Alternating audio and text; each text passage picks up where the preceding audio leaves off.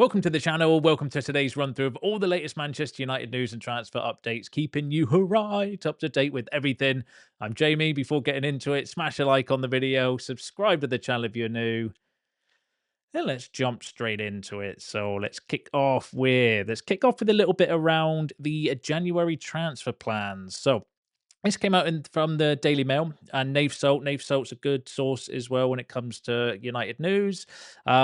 And he was asked, so what can fans expect in the January transfer window? So he had the following to say in the report. The feeling for a while now is that United are looking more at market opportunities than going into January, fixed on landing long term targets like Elliot Anderson or Adam Wharton. Senior figures do not believe the English midfield duo or Brighton's Carlos Baleba are likely winter window transfers, but don't rule out a move for a low-cost option such as Wolves' João Gomes. So that's the narrative going around at the moment. If you've been following or watched any of the previous videos, you should know by now that the main midfield targets, Baleba, Wharton, Anderson, who are the Premier League proven ones, unlikely to be available in January unless something happens. And so they're unlikely to go. We're not going to be able to get them, I don't think, in January unless something does change around the clubs or the players and so on. And we've spoken about that before as well. But also, don't rule out low cost options such as Wolves. João Gomes, and there's been a lot of noise regarding Gomez. There was a report the other day, though, saying that apparently Wolves' new manager has got some sort of agreement where they won't sell any players in January. But, if they're facing relegation and they need money to go and strengthen in other areas, once he's got his, feet in the door and he's looking at the squad and assessing it, I wouldn't necessarily rule it out. It depends on Wolves' situation in January. And if they are facing relegation and they do want to cash in early to try and rebuild their squad, I think that one's possible, is plausible still. But we'll have to wait and see if he is seen as a viable option for United. On Gomez, though, Ben Jacobs said that Man United, like João Gomez, suitors of Gomez may be interested to try their luck in January, considering Wolves' position in the Premier League as well. So, again, that's one to pay attention to, but it's unlikely at this moment in time, but things could change regarding João Gomez. Now, going back to Nave Soap's report, though, and he said that Antoine Semenyo is one to watch, even if Liverpool are viewed as front runners in that particular pursuit, and expect United to be watching Mark Gahey's situation with interest, given his contract will be 6 months from expiring. A centre back is on the agenda with limited progress made on extending Harry Maguire's deal, which expires in the summer.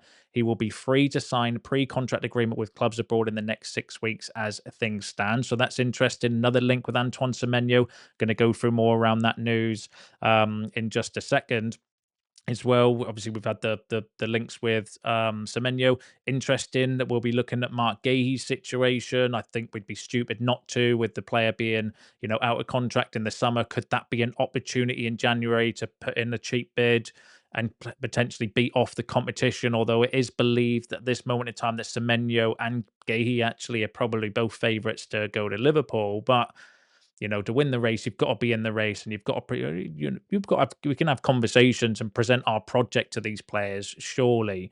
And then Navso also says that while United are not expecting significant activity in January, they are not ruling out bringing forward moves for summer targets if the chance presents itself.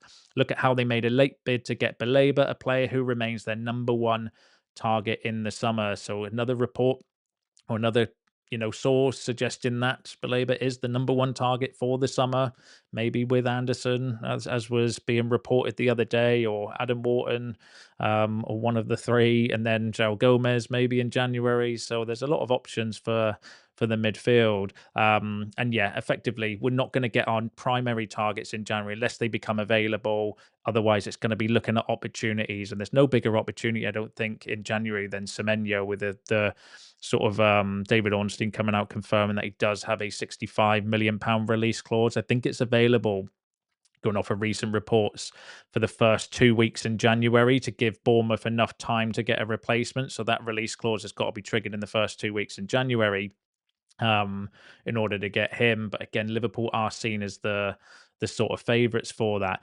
Interestingly, though, I'll go through the Romano news and then we'll come back to Semenyo in a second. Fabrizio had the following to say regarding Adeyemi. which is really interesting. So he said that my information in this moment is that Manchester United are not negotiating for Karim Adeyemi. United have not made any approach on player or club side. So at the moment, nothing really concrete or serious. Man United are looking at that kind of player, a player who can play as a winger, as a number 10, let's say behind the striker, being electric, skillful, talented, and fast like Adeyemi. United are following several players with those, and Adeyemi is one of the best in Europe. As of today, at this stage of the year, Man United haven't started a concrete negotiations for Karim Adeyemi. No, that's going off of the reports coming from Germany and Florian Plettenberg suggesting that George Mendes, who Adeyemi has recruited to sort out his contract situation with Dortmund, wanting to include a release clause, links with Manchester United. According to Romano, now he's not ruling out Adeyemi as a target, though. He's saying that we're not in any sort of negotiations or there's nothing serious regarding that at the moment. It might still be a player that we pivot to or go to if an opportunity presents itself. But at this moment in time, Romano's saying that we're not in contract negotiations. I'm going to pause and go for the Adeyemi news, and then we'll come back to what else he said, though, around the profile of player that we're looking for, because Bild have come out saying that Karim Adeyemi wants to leave Borussia Dortmund at the end of 25-26 season. As per Sport Bild, the German international wants to leave this summer, with discussions over a new contract stopping as a result. Given his stance, a January exit cannot be ruled out. Man United have been linked with a move for the versatile attacker. The 23-year-old has grabbed 8 goal contributions from 19 appearances this campaign. So even though Romano's saying we're not currently in concrete negotiations or talks with Adeyemi, Bild are still suggesting that the player wants to leave, because the narrative or the scenario with Adeyemi is that he's in contract negotiations with Dortmund. He's recruited George Mendes to try and sort out either a new contract because he wants to include a 70 million euro release clause. Apparently, Dortmund don't want to do that because they don't want to give him a new contract and then have a release clause and then potentially lose the player in the summer. So, according to the latest from Bild, they're suggesting that contract, the contract is stopped, which means Dortmund will have a decision to make on Adeyemi, whether they want to cash in on him in January but according to that report, the player definitely wants to leave next summer as well. But again, whether we've got the interest in him or whether we're being used as part of the contract negotiations, unclear at this stage. I would still suggest maybe so, going off of what Romano said, because if we're not in talks, then it would maybe make sense, and unless I don't know, unless there's still plenty of time between now and the transfer window opening, I suppose. But I would imagine if you're going for someone in January, you would have to start making talks and speaking to agents and stuff now, because it takes a little bit of time to do a transfer. That's my assumption anyway. But yeah, that's one to pay attention to, Adeyemi's. But going back to the Romano story, the biggest bombshell I thought is when he said that Man United are looking at that kind of player, a player who can play as a winger, as a number 10, let's say behind the striker, being electric, skillful, talented, and fast like Adeyemi. Who ticks the bill on that one? I would suggest that maybe it's this guy, Antoine Semenyo, who is available. And we know that Ruben Amorim has had lunch with. We know that we have had contact with him as well. So there's been clear interest in Semenyo. And this was at the time when I'm pretty sure that we were in negotiations with Mbumo as well at that time. I don't know whether it was, were we going for looking at Semenyo as an alternative to Mbumo, or was the plan to get all three? Because let's not forget, Cunha can play up front as your sort of striker, and then Mbumo and Semenyo as your two number 10s in behind. I don't know. Is that the plan, or was that the plan in the summer, and then we couldn't get the Semenyo deal done, so then we used the money to go for Sesko instead? I don't know. Obviously, I'm not privy to that sort of conversations at United, but that's really interesting that we are, according to Romano, looking at a pacey number 10 or a winger that can play on the inside. That's going to be definitely one to keep an eye on. Give us some suggestions, and if Semenyo is an opportunity that's available in January with his 60 plus £5 million release clause, who knows? Who knows? Now, just on Semenyo, Ben Jacobs said that, are Manchester United interested? Yes. Were they interested during the summer? Yes, they were. Will Manchester United do what some have suggested, convert him to a left wing back? Ben Jacobs said, I'm not convinced. I believe the player is very set on being a winger. That's where his form has come from. So if United decide to make a move, it would likely be to bring in another winger or number 10. So according to Ben Jacobs, he's suggesting if United do make a move for Semenyo, then he's not going to be converted to one of the wing back positions. He's going to be coming in as the extra attacker, which then, if you go back to what I said there, was the plan in the summer. Cunha, Semenyo, and Mbumo. We got obviously two of the three. And will we go back in for Semenyo in January? Who knows? I think Ben Jacobs was also saying that the reports are that we do have the funds available as well. But the main thing is, I think, with Semenyo one, because he is still seen as favourite to go to Liverpool. I don't want to get too giddy regarding this one at this particular moment in time, because there's obviously a lot still that can happen in the transfer window, and there's a lot of football between now and January as well. But the one thing that we do know, and what will be interesting with Semenyo, is that we want to get the players' buy-in first. So if we have got an agreement, or if through the conversations and the lunch with Amorim, we've already done the groundwork, and he picks United, then potentially we'll either have a free run of him in January, or if not, we can wait until the summer and get him cheaper, because his release clause goes down to around £50 million in the summer as well. But I don't know if United will get involved in like a bidding war, whereby if the player doesn't give us the buy-in to come to us, and because anyone can trigger the release clause, you could have 5 teams triggering that release clause, and then it's down to the player to pick and choose who he wants to go to. So it'll be really interesting over the next few weeks to see whether we do actually make a move, because we'll know in advance, because we'll wait for the player to basically say, no, I want to come to United, before triggering that release clause as well, which is really interesting. So yeah, exciting. I think that's exciting for me personally, because I do think we're missing that profile of player, somebody else that's got a bit of pace, what can run at players, can run at teams, take them on if it's part of a rotation, somebody to bring off the bench maybe as well, gives you that kind of flexibility, because I do think we're missing that at the end of games sometimes, when there's tired legs and tired defenders, you're chasing a goal.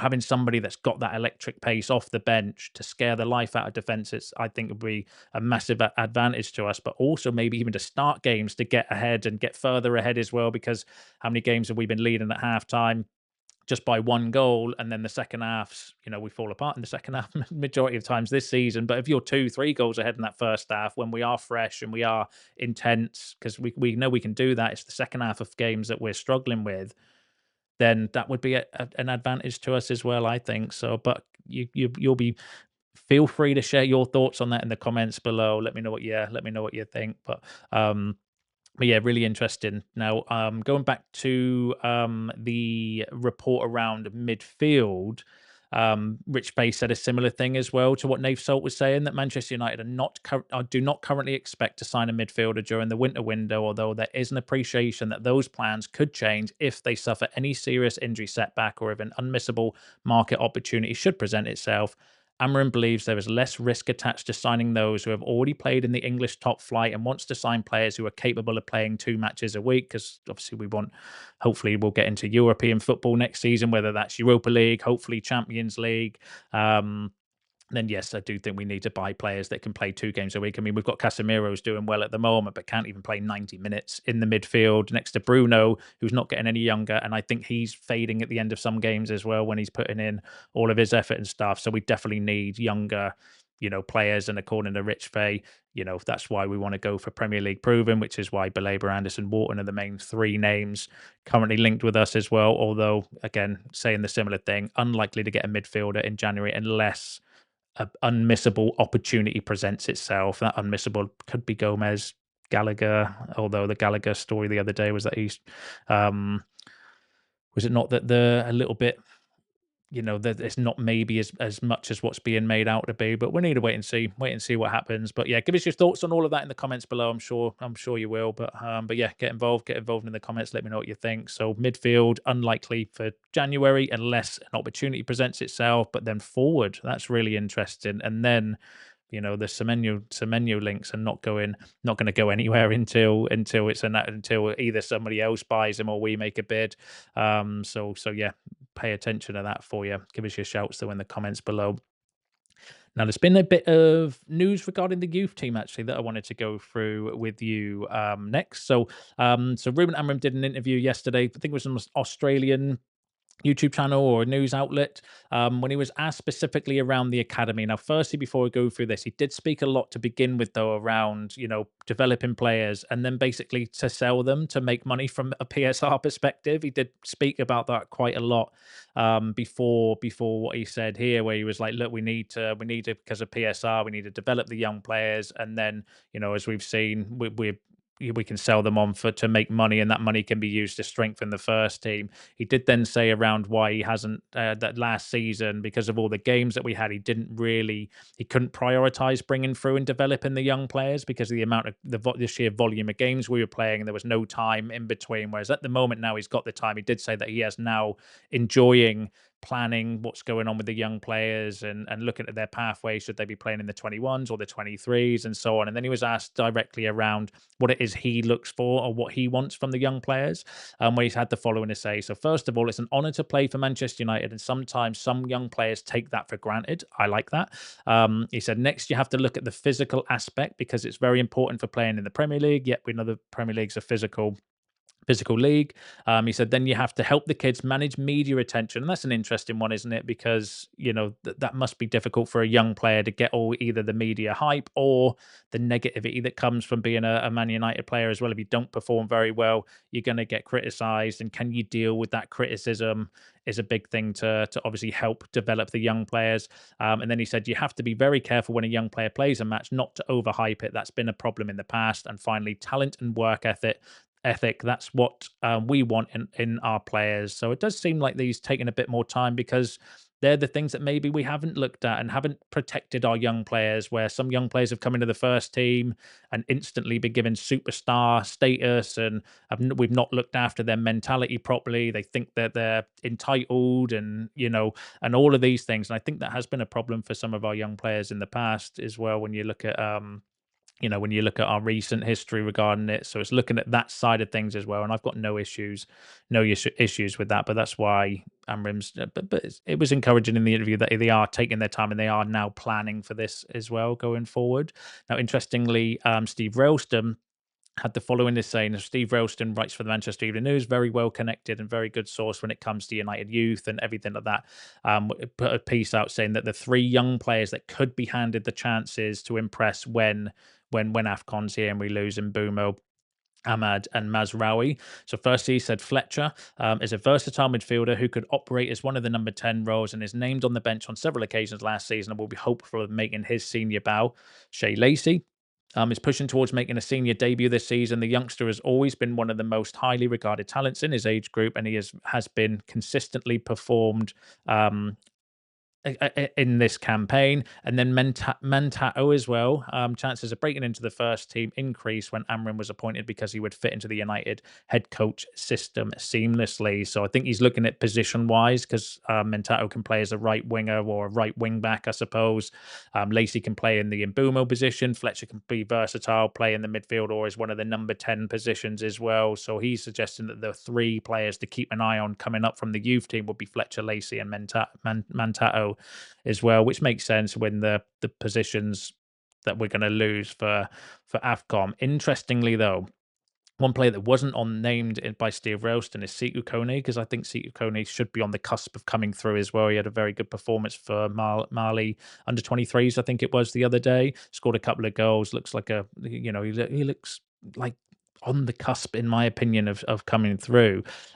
Rich Fader was saying that Sekou Kone is currently viewed as the fifth choice central midfielder in the senior squad. As a result, Manchester United are increasingly open to letting the youngster go out on loan. Now, there's been a couple of reports suggesting that maybe we will look to do a loan for Kone in January to help his development, because if he's not going to get minutes in the first team, and I think he is ready to take that sort of step up, or at least be challenged for that step up, then maybe a loan's not the end of the world. We're struggling to give Mainu minutes, and Mainu, should be ahead of Kone, whether you agree with that or you don't. But yeah, so it looks like we maybe do a loan deal for Kone in January, but we'll keep an eye on that one. But yeah, that's maybe why he's not on the list from what Steve Ralston was saying as the potential free coming through that could be could be getting some first team minutes or could help cover for AFCON anyway. And then this came out from Samuel Lucker saying that Manchester United youngsters Harry Amas and Radek Vitek are under consideration to be added to their first team squad next season. Amas 18 is on loan at Championship side Sheffield Wednesday, and goalkeeper Vitek 22 is also playing regularly in the second tier on loan at Bristol. United considered Championship loanees to have a genuine chance of forcing their way into this senior squad. So that would be interesting. I think Amas doing well at Sheffield, and Vitex, we've been hearing a lot about him recently, been outstanding so far for Bristol. So according to Samuel Lucas, potentially those two could be coming back into the first team squad in the summer, and then maybe we'll give them minutes on pre-season, decide what we want to do with them at that particular stage. Could we have Vitek and Sen Lemens, competing for the goalkeeper position? I wouldn't necessarily be against that personally, but then when you've got two young goalkeepers, you are stumping one of them because only one's going to play more than the other, or unless we have a rotation where one plays cup games, one plays Premier League games like we were doing with De Gea and Romero. Who knows? And then Harry Amas would be a good shout for the left wing back position as well. So yeah, that would be good. Give us your thoughts and feelings on that in the comments below. And then the final story I wanted to go through with you, this going back to Ruben Amorim's interview that he did, and it's regarding the comments from Sir Jim, which can't be understated, I don't think. So this is when he was asked on Sir Jim's public interview when he showed faith to back him, and Amorim said, if you remember, when Jim Ratcliffe gave the interview, we settled down a lot. The noise around the club changed completely, and that was really important for the team. And if it's really important for the team, then it's really important for the team. So his words had a huge impact, not on the way I do things, but the way people see. And Ruben Amorim acknowledging himself that the noise, I mean, it must have been difficult for the players and everyone around the club at that particular time. Because I remember doing the stories and the videos around it was Gareth Southgate, Michael Carrick, and Amorim's going to get sacked, and if we lose this game, then he's gone, and all of this stuff, and all of that noise and attention pretty much disappeared overnight, didn't it? After Sir Jim Ratcliffe's interview, and I think that has had an impact because we've pretty much gone on to we've been unbeaten ever since that interview, and whether it's because the players have not. I don't think the players were down in tools anyway, but you could have you could argue to say, well, actually now the players know that the manager's not going to get sacked. They know that they have to toe the line because for far too long we've with the player power and stuff. And I don't think that's going on at the club anymore. I think we've managed to get control of that at the moment, but you just don't know, do you? You just don't know with the player power and that before if the players started down in tools to get another manager sacked and that vicious cycle, because it seems like Ineos are now going to be like, well, actually, no, we're backing the manager. And if you don't perform, then it's you that's going to go rather than the manager's going to go. And that's the right approach, in my opinion. So yeah, I thought it was interesting that Ruben Amorim himself acknowledged the fact that Sir Jim coming out backing him has had a big impact on the team because whether that's, like I said, whether that's because players were down in tool, although I don't think that's the case because I don't think the players were. It might just be that the players actually liked Amorim and they didn't want to see him sacked because they want to back him and they don't want change themselves. I think that could be plausible as well. But give us your thoughts and feelings on that in the comments below, as I'm sure that you will. Give us your thoughts on all the other topics discussed in today's video, because that's you all up to date with the latest news and transfer updates. Don't forget to smash a like on the video on your way out. Subscribe to the channel if you're new. See you in the next one.